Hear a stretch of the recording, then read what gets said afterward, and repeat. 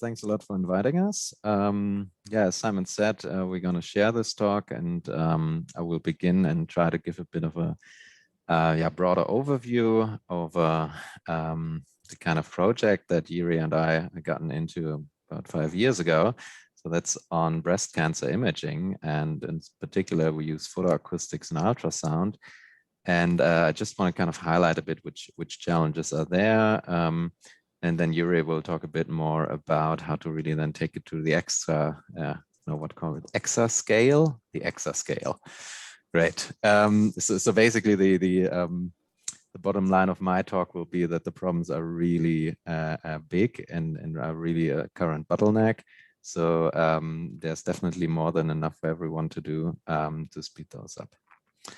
Okay, and it's really great that we already had 2 talks a bit on similar topics. So Marta already talked about photoacoustic imaging. So I guess I don't have to give a long introduction to that. In short, what we want in photoacoustic breast imaging, typically have a setup that the breast is submerged in a coupling medium like water. Then we have a hemispheric array of ultrasound transducers around. And then we shoot laser light pulses in the near infrared range in from the sides and illuminate the whole breast. And then in certain regions, in particular in blood vessels, a lot of the optical light is absorbed, converted into heat, and then the pressure kind of increase. And this travels as an ultrasonic wave to the surface. And there we have transducers to measure it. And the advantages for breast imaging are compared to conventional X-ray based mammography that we use non-ionizing radiation. And we get a different contrast. So ideally, we really want to have quantitative images of the optical properties, so the optical absorption. And kind of medical doctors hope to gain novel diagnostic information from that. Because if we look at the spectra in the near infrared range, so our scanner operates somewhere between 700 nanometers and 900 nanometers. And in that range, you can see that water and lipid have very low absorption values. This here is a logarithmic scale. But blood, so oxygenated blood is the red curve and deoxygenated blood is the blue curve, have pretty high values. And you even see that there's sort of flip contrast here. So that would give you some, ideally that would give you access to imaging the blood oxygen saturation with high resolution. And this is very important for breast cancer diagnosis to figure out which stage or which type of tumor this is. Right, and once you have such a setup, you in principle can also do ultrasound. So you can also send sound in and listen to sound when it comes out. So this is kind of a bit like conventional ultrasound. So you think about reflection-based handheld ultrasound. It's a bit different in the sense that we also heavily rely on transmitted wave through the breast. And we have a much denser array. And from the whole setup, we get much more high precision measurements. And the idea here would be that we derive quantitative images of the acoustic properties. So think about speed of sound or acoustic densities. And these acoustic properties are also linked to the mechanical properties of the breast. And they also give or are expected to give very valuable diagnostic information. And so we don't do this alone.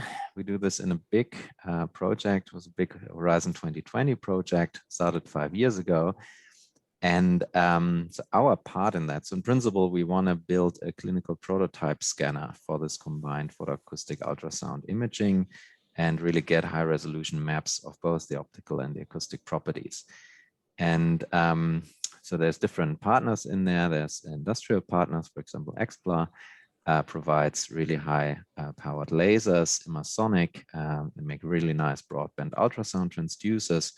And PA Imaging is a company that kind of puts the whole system together and designs the data acquisition electronics.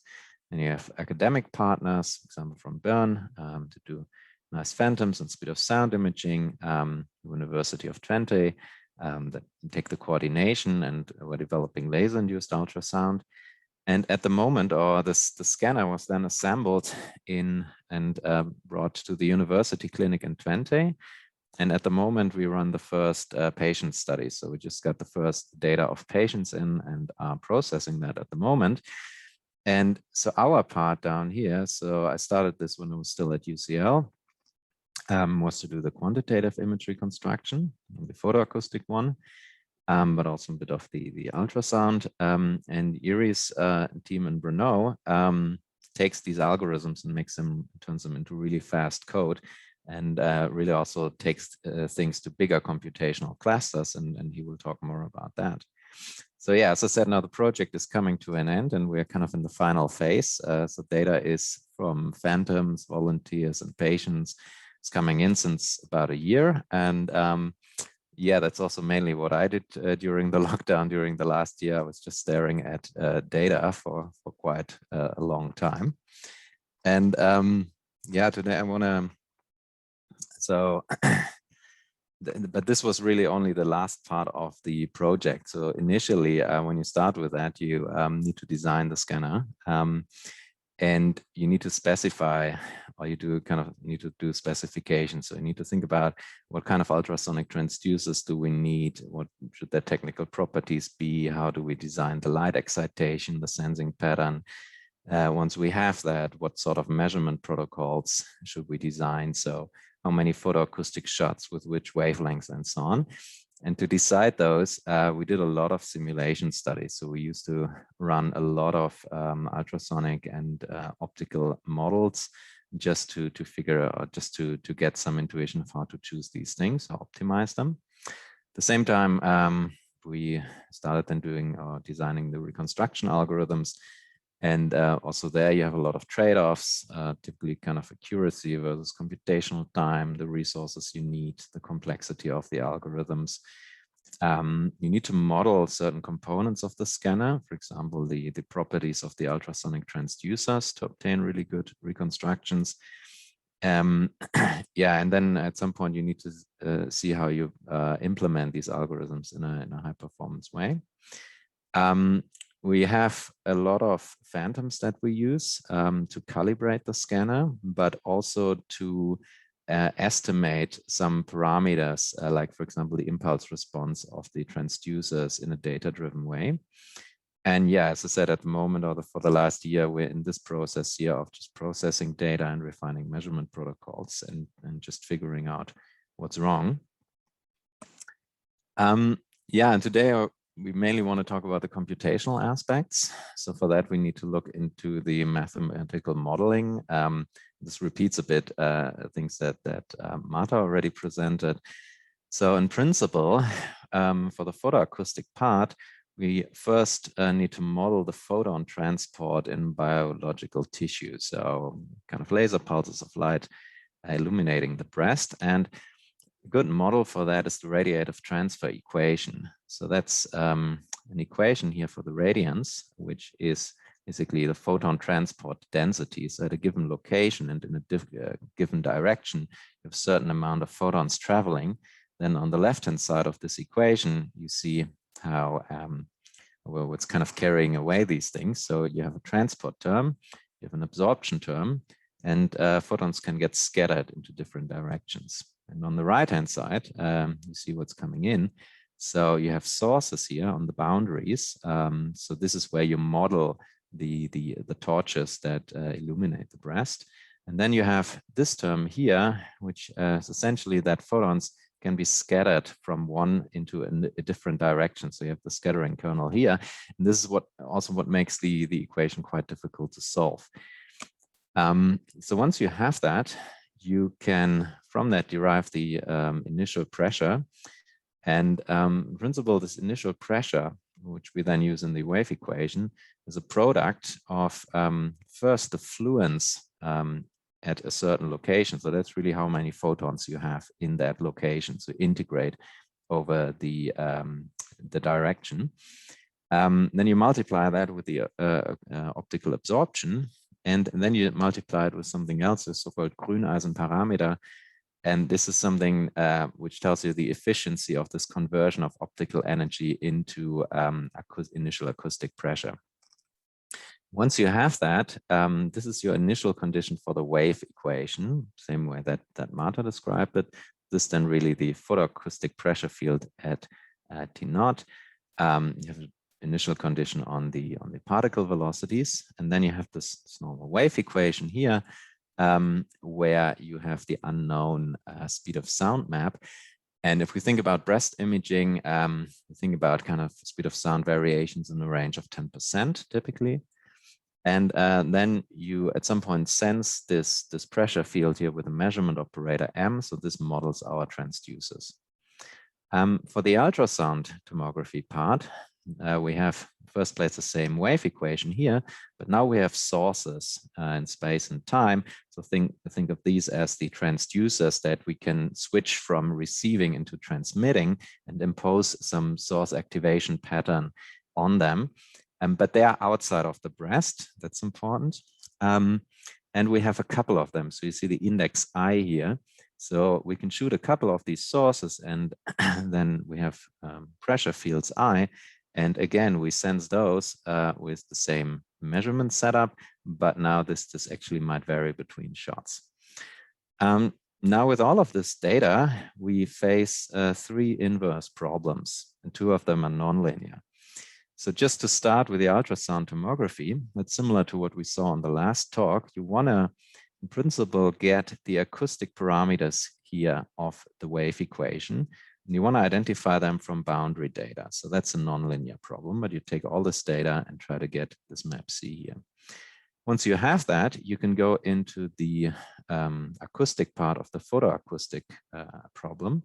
So there we are given this boundary data F, and we want to solve for the initial value. That's a linear inverse problem. And if you have enough data, it's well posed. Once you have that, so once you have the P naught, the initial condition, then you can start solving the optical problem. So that's again an optical parameter identification. You want to get mu A and mu S here. And now compared to, say, optical tomography, where you would do that from boundary data, here you have internal data. So you're in a better shape. And, you know, mathematically, this is all reasonably well understood, and you got nice theory telling you that this is in principle all good. However, practically, if you look at these equations, there's a lot of things here, for example, the optical source terms and so on, that in reality are not very well known. So you need to characterize them, and you need to, at a few stages, do a lot of ad hoc assumptions. And so then the question is really how far can you get here? And this was also a bit the question for us in this whole project. Now, if we put all our effort and intelligence into designing a scanner, how well can we actually do these things, or how far can we get?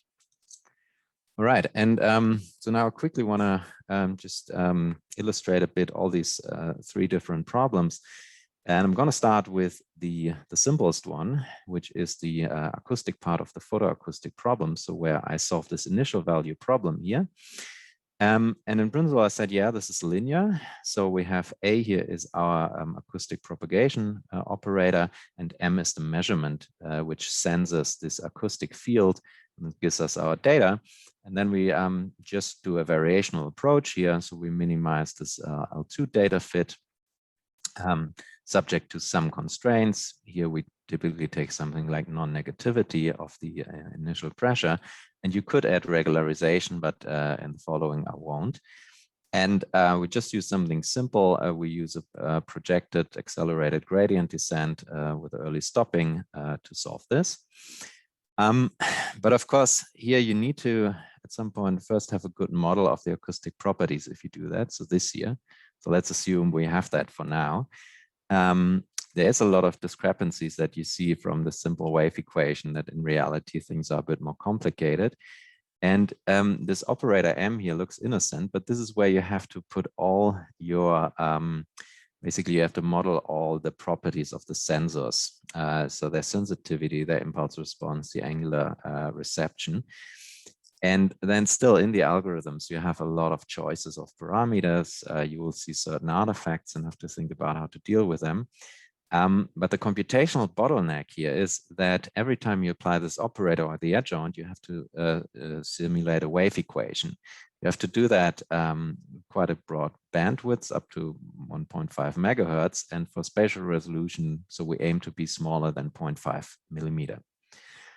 And yeah, Jiri will talk more about this, but in principle about acoustic wave propagation simulation, there's tons of different methods. The one that we use is called a pseudospectral one, and it's implemented in the K-Wave toolbox. The workhorse are 3D FFTs, and you can implement those quite well on GPUs. That's all I want to say about it for now. And here's some data from a healthy volunteer measured 797 nanometers. So these are maximum intensity projections from the bottom and from the side. And what is plotted here is, in principle, first I just take M here to be the identity. So I don't really do anything here. And W, which you can think of as a data weighting matrix or the preconditioning, is also just the identity. And I solved this on 0.5 millimeter. One single wave simulation takes some like 2 minutes. 10 iterations take more than an hour, and this is for a single wavelength. And so now you see that first here is the data residual that I reach with this approach. If I don't do any modeling here, I can barely get the relative residual down to my 98% or something. So I need to do something more. So if I add now the impulse response, I get a different image, but the data fit gets better. Then I also need to include the angular the angular sensitivity of the transducers by modeling them as extended spatial things, as disks. And then you see this is now this curve here. So then I already get a quite good reduction in the data residual. This is all for 10 iterations here. Next, I introduce correct for the sensitivity of different transducers.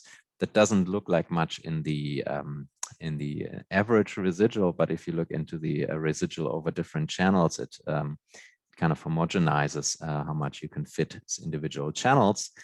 And then one more thing in this, the green line here, which gives a big improvement, is to account for the inhomogeneous sampling densities that the arrangement of our sensors has. And finally, I can now go to a lower resolution here. So if I go to 0.35 millimeter, a single wave simulation already takes 12 minutes. And just computing this whole image here with 10 iterations takes over 4 hours. But you see that again, you gain some percentage point on the data residual. So that's just an impression of how things can go. Now to go into the spectral aspect. So remember that the initial pressure was this product of the Grüneisen, the optical absorption, which is wavelength dependent, and the fluence field, which unfortunately also depends on the optical absorption everywhere else.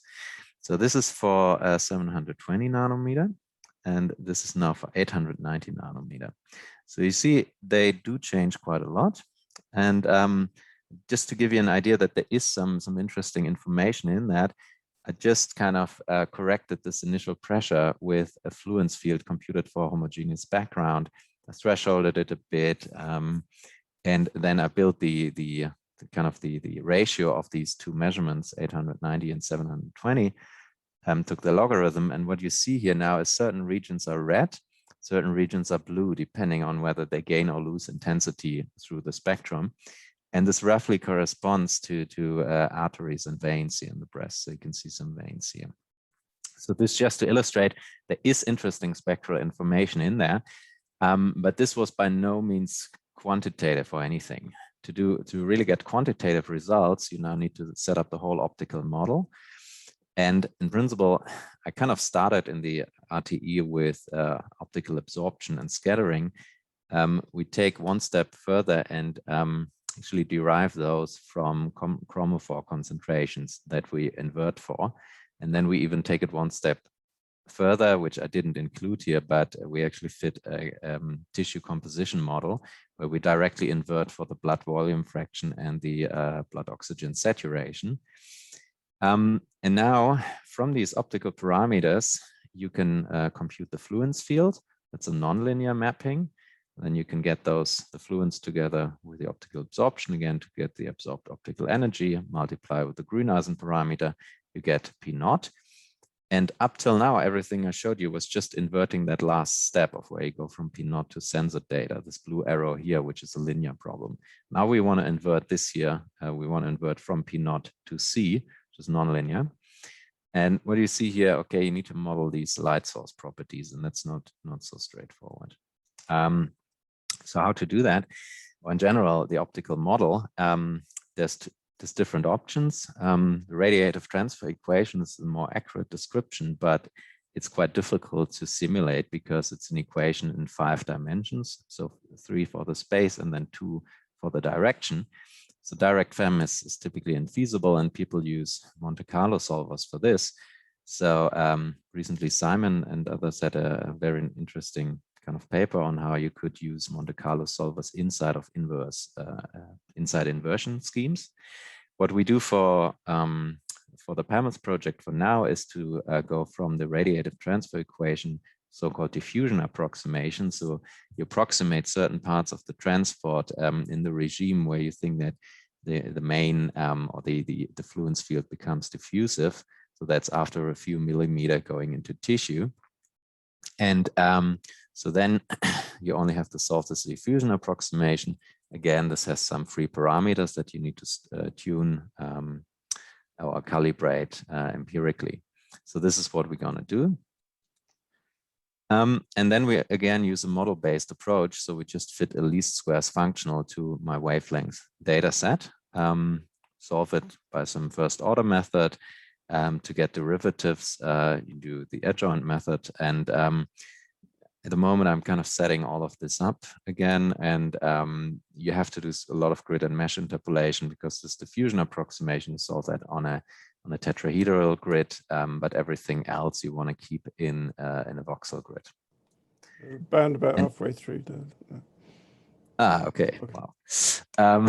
Good. So then I go over this and spend maybe 2 or 3 more minutes on the ultrasound part. So the ultrasound tomography problem is that you have all these wave equations here for different sources, and you want to solve for this speed of sound. And what we do at the moment is called travel time tomography. And my colleague Ashkan Yavarayan did a lot of really good work here on using basically ray-based approaches, so kind of band ray approaches for deriving these speed of sound maps with travel time tomography. But this is inherently an approximation, and you'll only get low resolution speed of sound maps. If you want to get higher resolution maps, you need to turn to full waveform inversion, which we already heard about in the last talk. And in principle, this is quite complicated, and I would normally say this is out of reach for current 3D scanners. However, if you look into systems that are only designed for ultrasound tomography, they typically do this in 2D already, and you can see this in commercial scanners, and the results look really good. So we thought, okay, can we do this for 3D?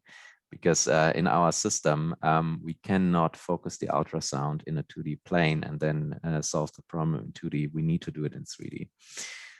And yeah, so don't have much time. I'm very happy to discuss this later, but the problem is, in principle, you need to solve a lot of wave equations. So there's a lot of tricks that you need to do to break this.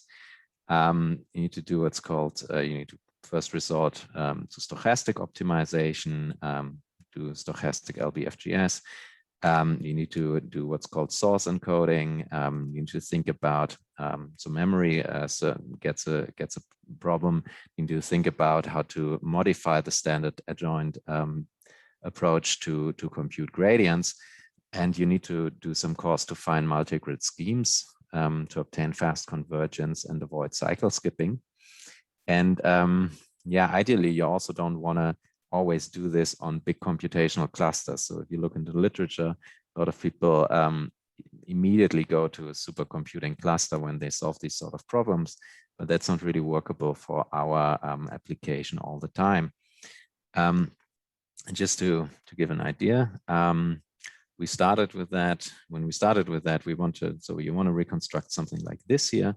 when we started, this was our first guess. This is what you can compute on a single GPU within 24 hours. And then through a lot of these kind of modifications that I discussed, you can now derive something like this within 24 hours. Then if you have a bit of a cluster with a bit more GPUs, say 4, you can already get much better results, or even 16 GPUs here. But this still takes something like 24 hours. So just to summarize my part, so what we want to do is get novel diagnostic information for breast cancer diagnosis and treatment from high-resolution maps of the optical and acoustic properties of tissues. And our whole scanner is inherently 3D. You cannot break it down to lower dimensional problems. We want to go to high resolution, we want it quantitative, and we want to image deep into the breast. And yeah, this took us 5 years to design, specify, and improve certain components. We're just getting the first patient data in. And from the inverse problems side, it really fits nicely into this large scale inverse problems workshops, because there are 3 problems. They're very large scale. They're both linear and nonlinear. So 2 of them are about the wave equation, 1 linear, 1 nonlinear. And then you have the photon transport problem, which is nonlinear again. You have to deal with a lot, or you have to calibrate the models that you use quite carefully. Sometimes have to do approximation, for example, in the optical part. And from everything, or the routines that we have now are okay to process the data that we get in from, say, 1 or 2 patients per week, or volunteers, and really figure out what can the scanner do that traditional methods cannot do. But to integrate it into clinical trajectories, these methods would need to be much faster. So in the first place, we would just look for diagnosis. So then you have patients that are already, or you have people that are already kind of where there is a suspicion that there is cancer, and there you have a bit more time for each patient to compute the corresponding images. If we would take it one step further at some point in the further future, we would, of course, also like this to be applied in screening. But in screening, you have much higher patient throughput, and you have much more, which means you need to be able even to compute it much faster. And at the moment, this is really a significant bottleneck. So, I mean, even these computation times, like a full day on a GPU to just compute a speed of sound map of a patient, is still much too much. Yeah, with that, I want to stop. There's just a paper on arXiv on this high resolution time domain full waveform inversion, if you're interested in that. And I don't know, maybe we just, it's a good question whether we should do questions right now or at the end combined. I don't know. Jiri, what do you think? I would say we're running a bit short of time, so let's go to the next talk and see and put the questions together. And I stop sharing. So, Jiri, you ready to go? Yes, I am. Okay, can you hear my screen? Yes, yep. Go for it. Go ahead. Okay, thank you very much. So I would like to continue on what Felix has started. So basically, I would like to talk about the computational aspects of the ultrasound, basically acoustic model. So, and I will talk a little bit about the techniques we use and about the implementation. So we try to solve these 3 equations, which are basically mass conservation law, momentum conservation law, and equation of the state. And basically, would like to solve the propagation of the ultrasound wave through some heterogeneous absorbing medium, and this base can be non-linear. So what's important here is that we have several kinds of sources. So from the perspective of photoacoustic imaging, we use 2 different sources. The first one is initial pressure distribution. So basically, we just set the pressure the first iteration. And the second one is this pressure source, which we use for inverse or time reversal modeling of the ultrasound. So basically, in this equation, you can see the nonlinearity, which is not relevant in case of photoacoustic imaging, but can be used for HIFU, for example.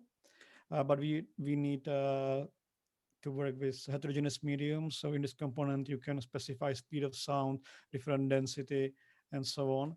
And finally, we've got some absorption, which is frequency dependent. So we can solve the absorption. So the question here is how big domains we need to solve. So in case of acoustic imaging, in the middle, the domain is quite big, but the frequency is quite low, say up to 2 megahertz, and we don't need to use any higher harmonics.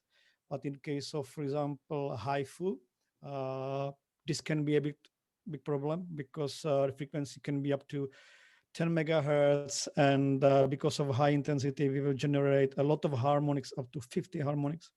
And when we discretize this problem and take into consideration the size of the domain, we can simply end up with a domain that needs to cover, say, 2000 by 2000 wavelengths, or in the most complicated example, something up to 10,000 cubed wavelengths, which is a pretty huge problem. And if you discretize this using, say, 10 points per wavelength, we will end up with about 30 terabytes per a single matrix, for example, for the pressure distribution.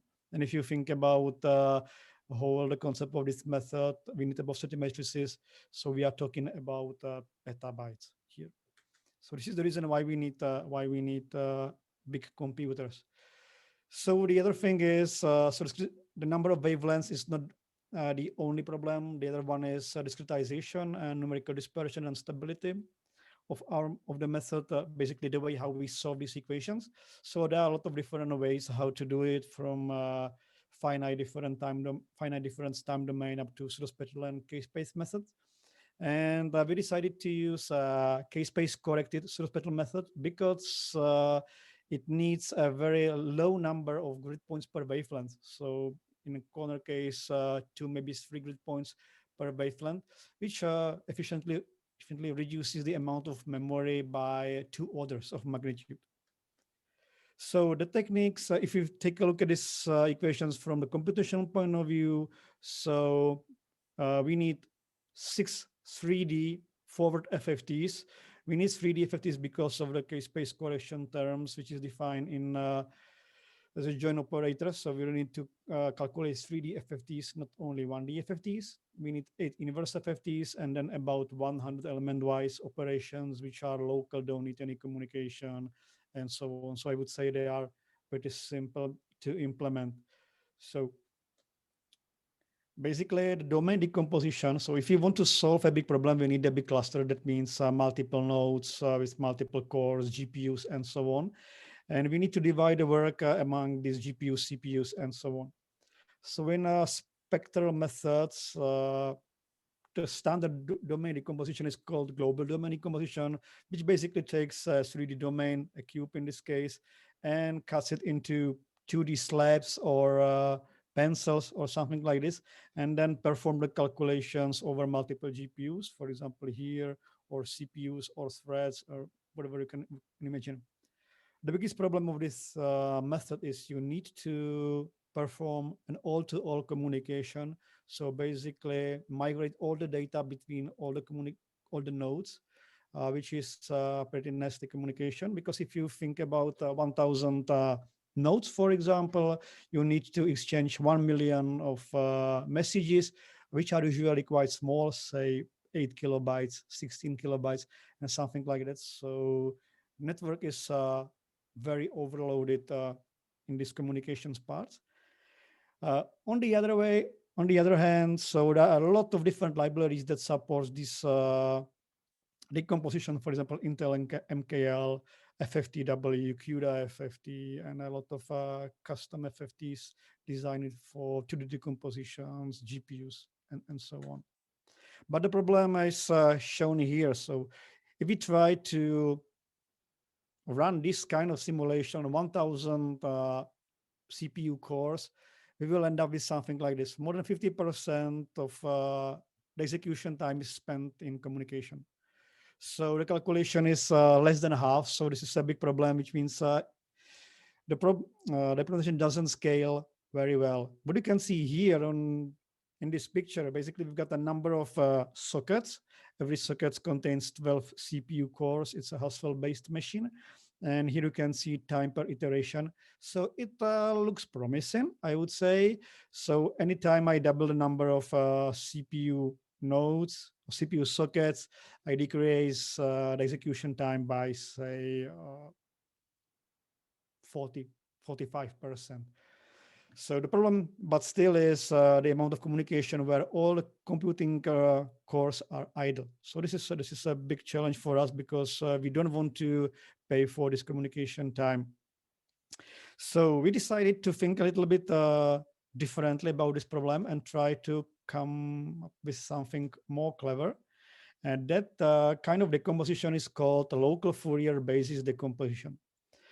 It was inspired by classic decompositions of finite difference methods, where you have a big domain, you basically cut it into 3D subcubes, wrap it into some halo or overlap regions, and then periodically exchange these halo regions. The benefit is here, so we don't need n square communications, where n is the number of computing domains, but the number of the neighbors is only 26. So we decrease the communication from a quadratic problem to a linear one.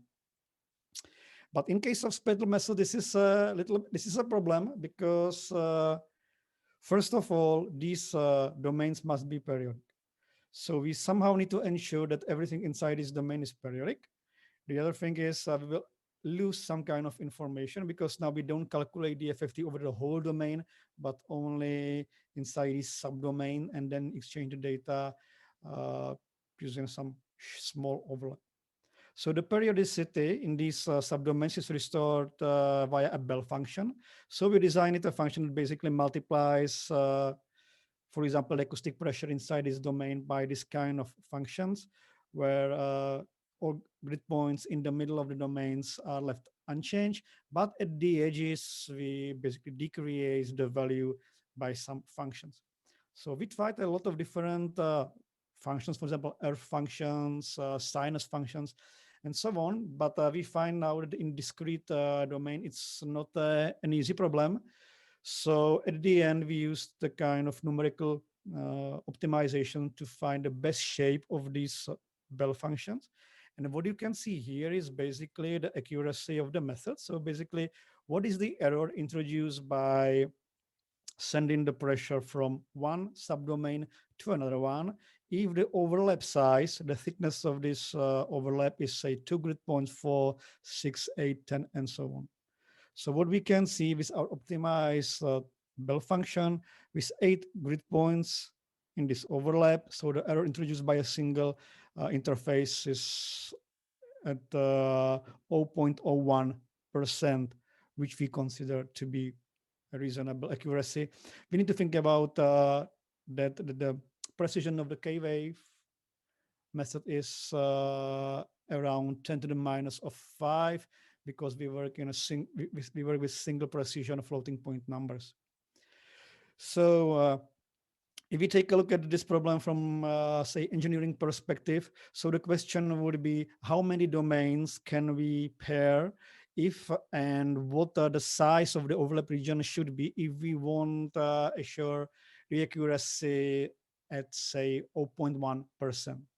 So this can be shown here. So for example, if you want to stay below 0.1%, 8 cuts in a single direction. So for that case, we need at least 8 grid points. So with an overlap size of 8 grid points, we can cut the domain into 8 subdomains in every single direction, which is 512 subdomains in a 3D space, which is usually enough if you think if you think about current supercomputing nodes that have, say, 128 CPU cores or 8 GPUs. So the number of computation resources is quite huge. So when we implemented this kind of decomposition, we find out that it works much better for both CPUs and GPUs. Maybe I should mention that the global domain decomposition is not suitable for GPUs, because in that case, not only 50% of time is spent in communication, but something like 95% is spent in communication, because the calculation is much faster on GPUs. So if we compare this local domain decomposition on the same core count on the CPU side we are about 4 times faster, but we can scale up and use much more compute cores. So in total, we can be up to 12 times faster. If you think about GPUs, so if you use the same number of GPUs as CPU sockets, we can be 3 times faster with GPUs than CPUs and twice cheaper. So I think this is quite good progress. So the reason why we are only 3.5 times faster on GPUs than on CPUs is because the super method is strongly memory bound. So the computation is not so significant. There are a lot of memory accesses in the method. So this local domain decomposition opened the doors to multi-GPU implementations, and we investigated 2 common multi-GPU systems. The first one is a classic PCI Express-based system. For example, at UCL, we've got a machine called Kinsler, which integrates 8 GPUs connected 2 GPUs to a single PCI Express switch, 4 GPUs to a single CPU socket. Then we need to go via QPI between 2 CPUs, and we have for the second half of the class of the node with another 4 GPUs, so 8 GPUs in total. This is, I would say, a cheap machine at this moment. Much more expensive is this NVIDIA DGX2 machine, which integrates 16 GPUs, but the interconnection is much faster. It's implemented via I think it's a complete interconnection via NVLink. So we have here the bandwidth of, say, 8 to 12 gigabytes per second. But in this case, we have about 50 gigabytes between 2 GPUs. And overall, it's close to, I guess, 600 gigabytes. So this is much faster. And what you can see, it has a big impact on the time we spend in communication. So thinking about this PCI Express-based machine, depending on the way how we distribute the domains, if we have a compact distribution, which means we first at the one domain is here, the neighbor is here, or we can go around robin across these nodes. So there's a different time spent in the communications, and you can see it's still significant. So if you use 8 subdomains in this 1D decomposition over the whole machine, we spend, I would say, 66% in communication. If you do it in a little bit more clever way, we use 3D decomposition 2 by 2 by 2. So then we can reduce the amount of communication to, say, 30% in this case. On the other hand, this machine with NVLink is much faster. You can see the communication here is negligible for every case. But the cost of this machine is about 10 times higher than the cost of this machine. So this is much more expensive. But on this kind of machines, you can get a very significant speed up. But what I would like to mention, a lot of clusters are now built from nodes that are half of this machine. So you're able to run on 8 GPUs with NVLink. So the communication between these 8 GPUs will be negligible on this nodes. So in the last 5 minutes, I would like to talk about some challenges we would like to face in the future. So because we don't work only on photoacoustic imaging, but we also work on neurostimulation and HIFU. And we were thinking about, say, HIFU in brain or neurostimulation in brain. And we figure out that at this moment, we've got 3 different kinds of medium. We've got a homogeneous coupling medium. We've got a fluid acoustic medium, the brain, and we've got skull, which is elastic medium.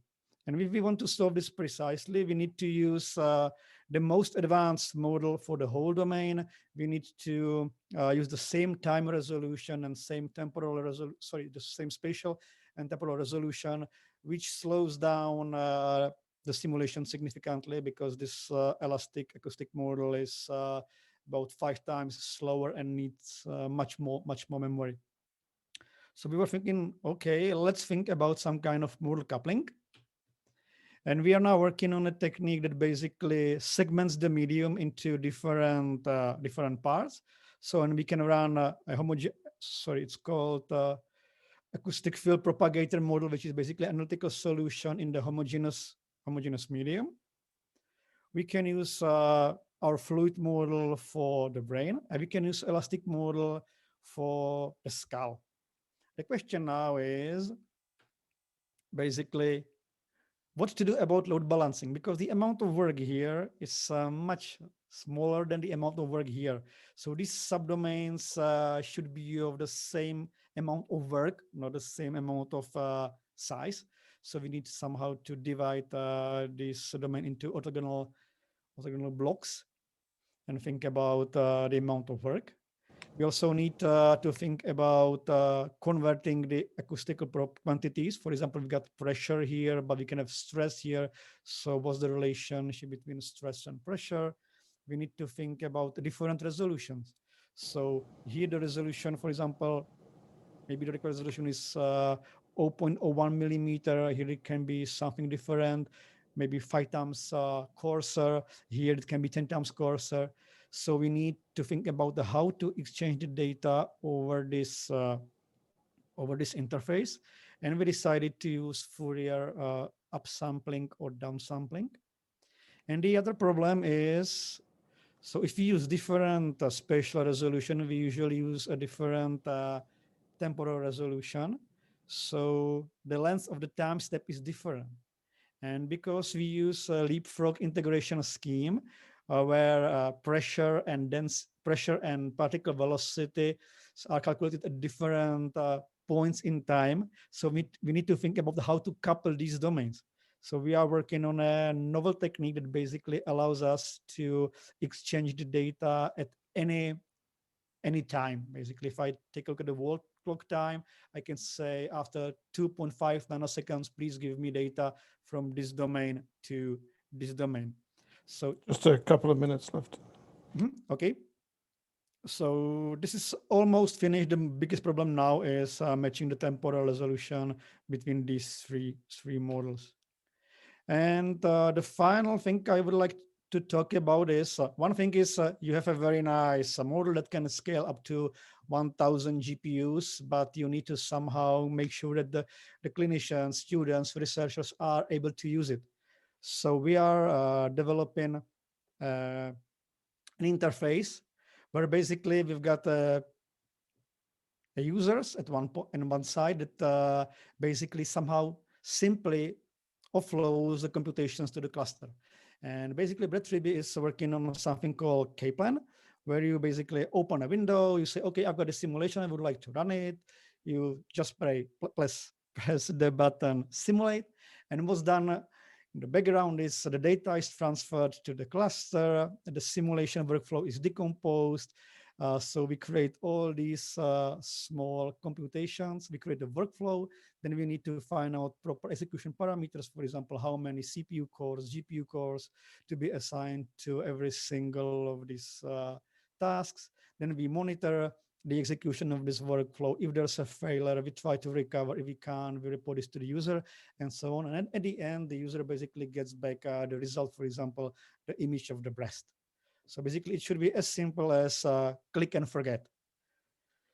And if I can conclude the talk, so it's been pretty obvious that for large-scale nonlinear ultrasound simulation, we need large clusters. So the standard domain decomposition works quite well, but only for processors. It doesn't scale on GPUs very well. So for this kind of simulation, especially GPUs, we need to use local domain decomposition, but we lose a bit of accuracy. So the next point for us is to think about some kind of hybrid decompositions.